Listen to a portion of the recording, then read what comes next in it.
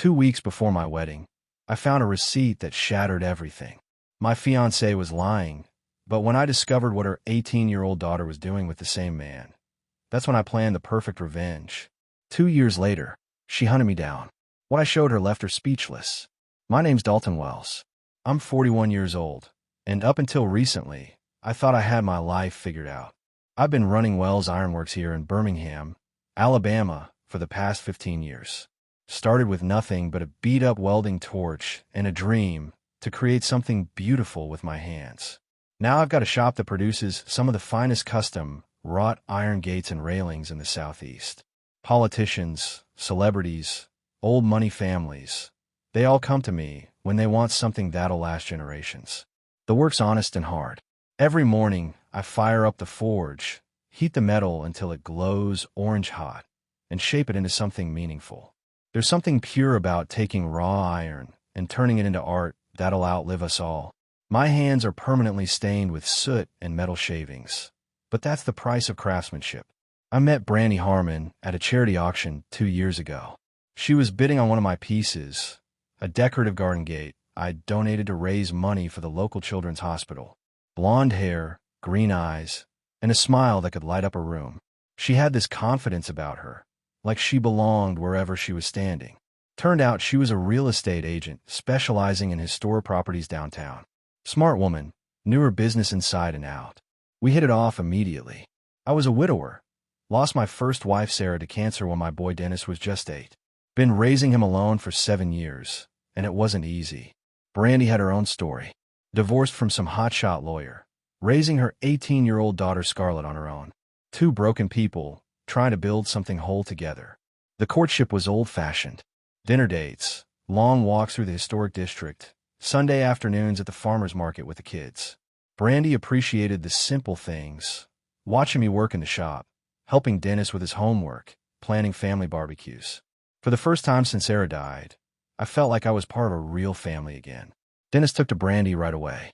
At 15, he was at that age where he needed a woman's influence. Brandy was patient with him, never tried to replace his mother, but gave him the guidance he needed. Scarlett was different, polite but distant. I figured it was normal teenage stuff. Girl her age probably wasn't thrilled about sharing her mom with some blacksmith and his kid. 6 months in, I knew Brandy was the one. Proposed to her in my shop, surrounded by the work of my hands. Made the ring myself, silver band with a small diamond. Nothing fancy, but crafted with love. She said yes without hesitation, tears streaming down her face as she looked around at the iron sculptures and half-finished gates. Said she never felt more at home anywhere. We planned a simple wedding. Nothing elaborate, just family and close friends at the old Methodist church downtown. But 2 weeks before we were supposed to say our vows, everything changed. That's when I discovered the truth about the woman I thought I knew. The first sign something was wrong came on a Tuesday evening in March. I was in the shop late, working on a commission for the mayor's mansion, an elaborate gate with Birmingham city seal worked into the design. The forge was still hot, and I was putting the finishing touches on one of the decorative scrolls when Dennis walked in. "Dad, you seen Brandy tonight?" Dennis asked, wiping his hands on a shop rag. He'd been helping me with inventory after school, learning the business from the ground up. I looked up from my work, squinting through my safety glasses. She said she had a late showing in Mountain Brook, some fancy house on the ridge. What? Dennis shrugged, but something in his expression bothered me. Just wondering. Scarlett's been asking for her mom all evening. Says she's not answering her phone. That struck me as odd. Brandy always answered when Scarlett called, no matter what she was doing. Said it was their rule since the divorce. Always be available for each other. I set down my hammer and pulled off my gloves. Maybe she's still with clients, I said, but even as the words left my mouth, they felt hollow. Real estate showings didn't usually run past 9 o'clock, especially on weeknights. Yeah, maybe, Dennis replied, but he didn't sound convinced either. I cleaned up my tools and headed inside. Scarlett was in the kitchen, staring at her phone with a worried expression. When she saw me, she quickly put away. "Everything all right, kiddo?" I asked, grabbing a beer from the fridge. "Fine," she said quickly. Too quickly. Just homework stuff. But I'd raised a teenager. I knew the difference between homework stress and something else entirely. Scarlett had been acting strange lately, jumpy when her phone rang, secretive about where she was going. I chalked it up to normal teenage behavior, but now I was starting to wonder. Brandy finally came home around 10:30, full of apologies and explanations about difficult clients and last-minute paperwork. She kissed me hello, asked about my day, played the perfect fiancée, but there was something different in her eyes, a distance that hadn't been there before. How'd the showing go? I asked as we got ready for bed. Good. Really good. Couple from Atlanta, looking to relocate. Big budget. Her answers came smooth and practiced, but she wouldn't quite meet my eyes. That night, I lay awake listening to her breathe beside me, feeling like something fundamental had shifted. The woman I'd fallen in love with was right there, but somehow she felt 1,000 miles away. I told myself I was imagining things, that work stress was making me paranoid. But deep down, I knew better. When you work with metal every day, you learn to recognize when something's about to break. A real man doesn't sit around wondering when something's eating at him. He takes action. That's what my daddy taught me, and that's what I did the next evening when Brandy claimed she had another late showing in Vestavia Hills. I waited until she left, then told Dennis I was running to the hardware store for supplies. Instead, I drove my pickup to the address she'd given me, a $1 million house on Shades Mountain that was supposedly for sale. The place was dark, no cars in the driveway, no real estate signs in the yard. I parked across the street and called the listing agent whose name was on the property. Woman named Patricia Edwards, been in the business for 20 years. Edwards Realty, this is Patricia, came the voice through my phone. Ma'am, I'm calling about the property on Mountain View Drive. My fiancée Brandy Harmon said she was showing it tonight. There was a pause. I'm sorry, who did you say? Brandy Harmon. She's with Pinnacle Properties. Sir, I don't know any Brandy Harmon, and I haven't scheduled any showings tonight. That property's been under contract for 3 weeks. My grip tightened on the steering wheel. Thank you, ma'am. I hung up and sat there in the dark, watching the empty house. Brandy had lied. Plain and simple. Whatever she was doing tonight, it wasn't showing real estate. I drove to 3 other addresses she'd mentioned over the past month. 2 were already sold. 1 didn't exist. My hands were shaking by the time I got home, but not from fear, from pure anger. Dennis was in the living room watching TV when I walked in. He took one look at my face and muted the volume. Dad, you look like you're about to punch something. I sat down hard in my recliner, running my hands through my hair. Son, I need to ask you something, and I need you to be straight with me. You notice anything strange about Brandy lately? Dennis shifted uncomfortably. Like what? Anything. Phone calls, going out more, acting different. He was quiet for a long moment, then nodded slowly. Last week I heard her talking to someone on the phone in the garage. Couldn't make out what she was saying, but she sounded, I don't know, happy. Different happy than she gets with us. That hit me like a hammer to the chest. You tell anyone about this? No, sir. Figure it wasn't my business. I looked at my boy, 15 years old, already learning to keep family secrets. Dennis, I want you to listen to me. What happens in this house stays in this house, understand? No matter what comes next. Yes, sir. And if anyone asks you about Brandy or where she goes, you don't know anything. Got it. His face went serious. Dad, is everything okay? I met his eyes. I'm going to make sure it is. Real men handle their business without making a scene. They get the facts first, then decide what to do about it. That's exactly what I did the next morning when I called in a favor from an old friend. Tommy Hutchinson ran a private investigation service out of a strip mall near the airport. We'd served together in the National Guard, and I'd made some custom security gates for his office a few years back. If anyone could give me answers, it was Tommy. Dalton Wells, he said when I walked into his office. Been too long, brother. What brings you by? I sat down across from his desk, hat in my hands. Need your help, Tommy. Think my fiancée's cheating on me. His expression went serious. Tommy had been through his own divorce, knew what betrayal felt like. What makes you think so? I told him about the lies, the fake addresses, the late nights. Tommy listened without interrupting, taking notes on a yellow legal pad. How long you want me on this? He asked when I finished. However long it takes. Just need to know the truth. Fair enough. Give me a week. 5 days later, Tommy called. Meet me at the Waffle House on Highway 280. Bring coffee money. I found him in a back booth, manila folder on the table between us. He looked tired, like he'd been up all night. You're not going to like this, Tommy said, sliding the folder across the table. Inside were photographs. Brandy getting out of her car at the Redmond Hotel downtown. Brandy sitting across from a man in an expensive suit at a candlelit restaurant. Brandy and the same man walking into a condo building in 5 Point South. Who is he? I asked, my voice steady despite the fire building in my chest. Bryce Kellerman. Investment banker. Works for Regions Financial. Divorced. No kids. Lives in that condo where they've been meeting. I studied the photos.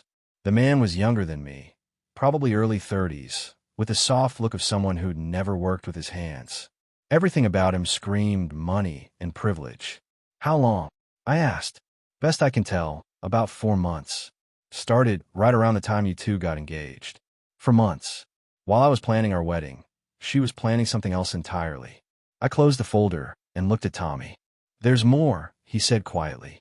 The girl, Scarlett. She's been coming around the condo too. Not with your fiancé though. Separate visits. My blood went cold. What do you mean? Means your stepdaughter-to-be has been visiting your fiancé's boyfriend. Alone. Multiple times. The pieces fell into place like iron filings drawn to a magnet. Scarlett's strange behavior, her secretiveness, the way she'd been acting around Brandy lately. The girl was 18, old enough to make her own decisions, but the implications made my stomach turn. Tommy, I said, standing up, I need you to keep watching. Give me everything you can on this Kellerman character. Bank records, business dealings, everything. You planning something stupid, Dalton? I put my hat back on and looked him in the eye. Planning something smart. A smart man doesn't confront his enemies until he knows all their secrets. That's why I spent the next week gathering intelligence. Tommy kept feeding me information about Bryce Kellerman, and what I learned made my blood boil. The man wasn't just some investment banker. He was a predator. 3 different women had filed complaints against him for inappropriate conduct, though none had pressed charges. Rich boys like Kellerman knew how to make problems disappear. But the real revelation came when Tommy showed up at my shop Wednesday afternoon with bank records and phone logs. Dalton, you need to see this, Tommy said, spreading documents across my workbench. Your boy Kellerman's been busy. The records showed regular cash withdrawals, always on the same days Brandy claimed to be working late. Hotel charges, restaurant bills, even payments to a jewelry store. But the phone logs were what really caught my attention. Look at this pattern, Tommy said, pointing to highlighted numbers. Kellerman calls this number every Tuesday and Thursday at exactly 6 p.m. I recognized the number immediately. Scarlett's cell phone. Tommy, this man's been calling an 18-year-old girl twice a week for 3 months. That's what it looks like. And Dalton, there's something else. The girl's been making regular deposits in her bank account, salary for office assistant work. My hands clenched into fists. He's paying her. Looks that way. I stared at the evidence spread across my workbench. Kellerman wasn't just having an affair with Brandy. He was manipulating her daughter too. Whether it was financial, emotional, or something worse, the man was destroying an entire family. What do you want me to do next? Tommy asked. Keep watching him. I want to know everywhere he goes, everyone he talks to. And Tommy, if you see him anywhere near Scarlett when her mother's not around, you call me immediately. That evening, I sat Dennis down for another serious conversation. The boy deserved to know what we were dealing with. Son, what I'm about to tell you doesn't leave this room. But I need you to understand why things are about to change around here. I showed him selected pieces of the evidence, enough to make him understand without traumatizing him. Dennis listened with the same steady focus he brought to learning metalwork. So Brandy's been lying about everything, he said when I finished. That's right. And this Kellerman guy is manipulating Scarlett somehow. Looks that way. Dennis was quiet for a long moment, then looked me straight in the eye. Dad, what are we going to do? We're going to protect our family. All of it. Real men don't just react, they plan. They think 3 moves ahead and make sure they control the situation. That's exactly what I did over the next few days. First, I called my lawyer, Jim Patterson. Jim and I went back to high school, and he'd handled Sarah's estate when she passed. Jim, I need advice about a delicate situation, I said, sitting in his downtown office. I laid out the evidence without mentioning names, described the affair, the manipulation of a teenage girl, the financial payments. Jim listened carefully, taking notes. Dalton, if what you're telling me is accurate, we're looking at potential criminal charges. Adult manipulation of a minor, even if she's 18, could constitute coercion. What would you recommend? Document everything. Keep gathering evidence. And whatever you do, don't confront anyone until we have enough to ensure justice gets served properly. Next, I visited Father McKenna at St. Paul's Cathedral, where Brandy and I were supposed to be married. The old priest had counseled me after Sarah's death. Father, I need to ask a hypothetical question about marriage and moral obligations. Of course, my son. If a man discovers his bride-to-be has been living a lie, what does the church say about his obligation to proceed with the wedding? Father McKenna studied my face carefully. Dalton, marriage is a sacred covenant built on truth and trust. If either foundation is compromised, the sacrament itself becomes meaningless. The final piece of my plan involved Dennis. My boy was smart, observant, and completely trustworthy. Son, I'm going to ask you to do something that might seem strange, but I need you to trust me. What is it, Dad? Tomorrow night, when Brandy comes home from her late showing, I want you to pay attention to everything she says and does. Write it down if you have to. Dennis nodded seriously. Are we building a case against her? We're protecting our family. Remember what I taught you about metalwork. Measure twice, cut once. Same principle applies here. Yes, sir. I've got your back, Dad. Looking at my son's determined face, I felt something settle in my chest. Whatever came next, we'd face it together. And when the dust settled, Brandy Harmon and Bryce Kellerman would understand what happened when they messed with the wrong family. When a man discovers his woman's been playing him for a fool, he's got two choices. He can fall apart, or he can take control. I've never been the type to fall apart. That's why Saturday morning, 3 days before our wedding, I decided it was time to end this charade once and for all. Brandy was in the kitchen making coffee when I walked in with Tommy's folder under my arm. She looked up and smiled, playing the perfect bride-to-be, completely unaware that her world was about to come crashing down. Morning, honey, Brandy said, reaching up to kiss my cheek. You're up early for a Saturday. We need to talk, I said, setting the folder on the kitchen counter between us. Something in my tone made her step back, and for the first time in months, I saw genuine fear flicker across her face. Good. She should be afraid. Dalton, what's wrong? You look upset. Upset doesn't begin to cover it. I opened the folder and spread the photographs across the granite countertop like playing cards. Recognize these? Brandy's face went white as she stared at the images. Her and Kellerman at restaurants, walking into hotels, kissing in parking lots. Her hand flew to her throat, and I watched her scramble for an explanation that would make sense. Dalton, I can explain, Dash. Can you? I picked up one of the photos showing her walking into the Redmond Hotel with Kellerman's arm around her waist. Because I'm real curious to hear how you explain 4 months of lying to my face. Tears started flowing down her cheeks, but I wasn't buying the victim act. Not after what I'd learned about her daughter. It's not what it looks like, Brandy said, her voice breaking. Bryce and I, we're just friends. He's been helping me with some financial problems, Dash. Is that what you call it? I pulled out the bank records showing Kellerman's payments to Scarlett. What about this? Your friend been helping your 18-year-old daughter with financial problems too. The color drained completely from her face. She grabbed the edge of the counter to steady herself, and I knew I'd hit the target. You didn't know, did you? I continued, my voice cold as winter steel. Your boyfriend's been paying your daughter $500 twice a week. Question is, what kind of information is she giving him? That's impossible, Brandy whispered. Scarlett would never, Dash. Never what? Never lie to you the way you've been lying to me? Never sneak around behind your back. Apple doesn't fall far from the tree, does it? Brandy collapsed into one of the kitchen chairs, sobbing into her hands.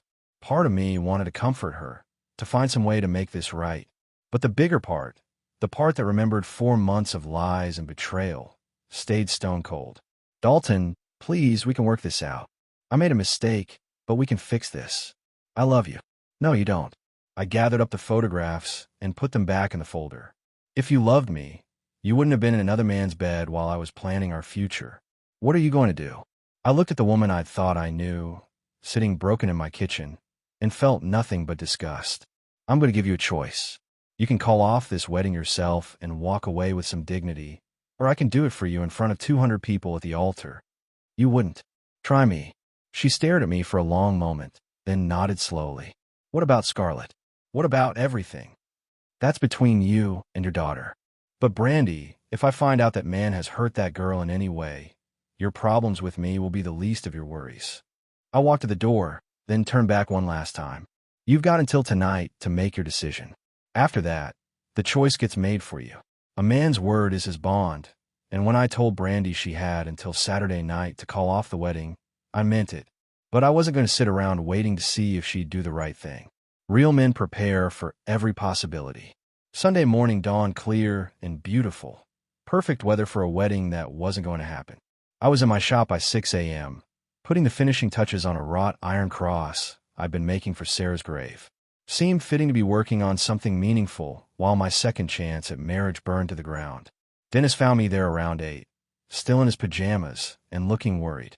Dad, Brandy's been crying all night. She packed some bags and put them in her car. What's going on? She made her choice, son. Wedding's off. Dennis studied my face, then nodded slowly. You want to tell me what happened?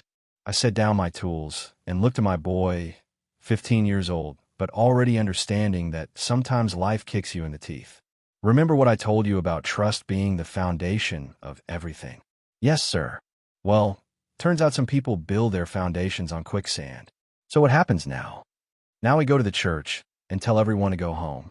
Then we get back to our lives, just the two of us, the way it's been for 7 years. Dad, are you okay? I put my arm around his shoulders and squeezed. I'm better than okay, son. I just learned that the right woman for me is still out there somewhere, and she's not the kind who lies to good men. At 10 a.m., I called Father McKenna and told him the wedding was canceled. The old priest didn't ask for details, just said he'd handle notifying the guests and that he'd be praying for everyone involved. By 11, my phone was ringing off the hook, friends and family wanting to know what happened. I kept my answer simple. Wedding's off. Personal reasons. Thanks for understanding. The hardest call was to my brother Marcus in Montgomery. He'd driven up with his family for the ceremony, and I hated disappointing his kids who'd been excited about seeing Uncle Dalton get married. Brother, what can I do to help? Marcus asked after I explained the situation. Nothing to do. Just one of those things that wasn't meant to be. You need me to stay around for a few days? Nah, I'm good. Take the family to the zoo or something. Make the trip worthwhile. Around noon, Tommy called with an update that made my blood boil all over again. Dalton, thought you should know. Kellerman and the girl were seen leaving his condo together this morning. Looked like they were going on a trip. What about Brandy? No sign of her. Looks like lover boy chose the daughter over the mother. That told me everything I needed to know about Bryce Kellerman's character. The man was a predator who'd been playing a long game, using Brandy to get close to Scarlett. Now that his cover was blown, he was cutting his losses and running. Tommy, I want you to report this to the police. Adult male taking an 18-year-old across state lines. Pattern of financial payments. Everything we documented. Already on it. Call my contact at Birmingham PD this morning. That evening, I sat on my back porch with Dennis, drinking beer and watching the sunset paint the sky orange and red. The wedding reception should have been starting about now, but instead we were just two men enjoying the peace and quiet. Dad, do you think we'll ever see them again? Probably not, son. And that's just fine with me. You gonna be okay? Starting over again. I looked at my boy, proud of the young man he was becoming. Dennis, your old man's been through worse than this and come out stronger. Takes more than a lying woman to break a Wells man. He smiled and clinked his beer bottle against mine. Yes, sir, it does. 2 years passed like smoke. Dennis graduated high school and started working full-time in the shop, learning the trade that had been in our family for generations. We'd built a good life together, just the two of us, stronger than ever after surviving Brandy's betrayal. I thought that chapter was closed forever. Then she hunted me down. It was a Thursday afternoon in October when I looked up from my forge and saw a familiar figure standing in the doorway of my shop. Brandy looked older, thinner, with lines around her eyes that hadn't been there before. But it was definitely her. Hello, Dalton, she said quietly. Dennis looked up from the anvil where he was practicing hammer techniques. Dad, want me to call the police? I shook my head, studying the woman who'd nearly destroyed my life. It's all right, son. Go grab lunch. Take your time. Dennis shot Brandy a look that could melt steel, then walked out. Smart boy. Knew when to give his father space to handle business. What do you want, Brandy? She stepped into the shop, looking around at the improvements we'd made, new equipment, expanded workspace, Commission piece is worth more than most people's cars. You've done well for yourself, she said. We do honest work here. Something you wouldn't understand. Her face flinched like I'd slapped her. Dalton, I came to apologize. And to warn you. Warn me about what? Bryce is out of prison. He got released last month. That got my attention. After Birmingham PD arrested Kellerman for using Scarlett to access family financial information, he'd been convicted on federal charges of fraud and identity theft. Got 5 years. Served 3 with good behavior. Where is he now? I don't know. But he's been asking questions about you. About where you live, where you work. Dalton, I think he blames you for everything that happened. I set down my hammer and looked at her directly. And where's your daughter in all this? Brandy's composure broke. Tears started flowing down her cheeks as she wrapped her arms around herself. Scarlett's gone. After the arrest, after everything came out, she couldn't handle it. Overdosed on pills 6 months ago. The words hit me like a physical blow. Whatever Scarlett had done, she was just a kid who'd gotten manipulated by a predator. She didn't deserve to die for it. I'm sorry, I said, and meant it. She left a note. Said she couldn't live with what she'd done, what she'd become. Said she wished she'd never met him. Brandy, why are you really here? She looked up at me with red-rimmed eyes. Because despite everything, you're a good man. And I couldn't live with myself if something happened to you because of the mess I created. Where are you living now? Mobile. Working at a diner. Trying to put my life back together. But Dalton, be careful. Bryce isn't the same man he was before prison.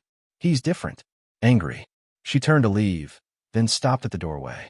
For what it's worth, I really did love you. I just didn't know how to show it properly. And then she was gone, leaving me alone with my thoughts and the echo of hammer strikes against metal. 3 weeks after Brandy's warning, Bryce Kellerman made his move. I was working late in the shop when the motion sensors I'd installed triggered. Through the security cameras, I watched him creep around the building, testing doors and windows. I'd been ready for this moment. The Smith & Wesson .357 was loaded and waiting in my desk drawer, right next to the file folder I'd kept for 2 years. Looking for something, Bryce. I called out as he slipped through the rear entrance. He spun around, and I saw what prison had done to him. The soft banker was gone, replaced by something harder and more dangerous, but not smart enough to case a place properly before breaking in. Dalton Wells, he said, his voice carrying a hint of the old arrogance. The self-righteous blacksmith who destroyed my life. You destroyed your own life when you decided to prey on women and children. He laughed, but there was no humor in it. Women and children? I gave them what they wanted. Money, attention, excitement. More than you ever could. Is that what you told yourself when Scarlett died? His face twisted with rage. That wasn't my fault. The girl was weak. The girl was 18, and you were a predator. He reached into his jacket, but I was faster. The .357 came up smooth and steady, trained center mass on his chest. Easy there, Bryce. Let's not do anything stupid. You gonna shoot me, blacksmith? If I have to. But first, I want to show you something. I opened the file folder on my workbench with my free hand, revealing photographs that made his face go pale. Pictures of him with other young women. Bank records showing a pattern of financial manipulation going back years. Police reports from 3 different states. See, Bryce, while you were in prison, I kept investigating. Turns out you've been running this same con for over a decade.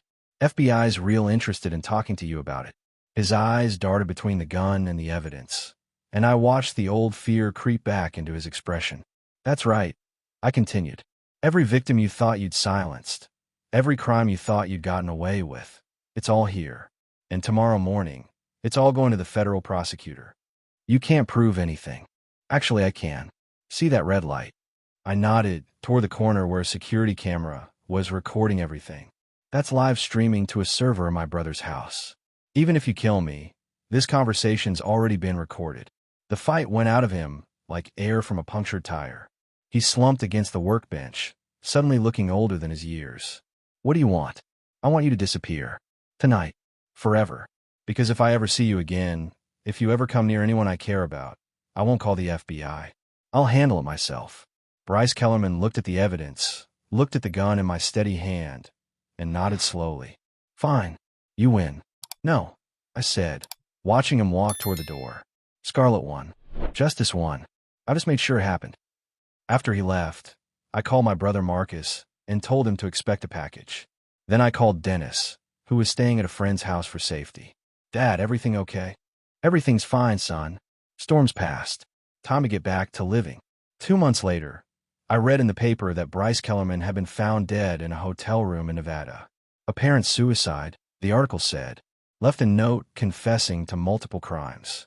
I didn't feel sorry for him.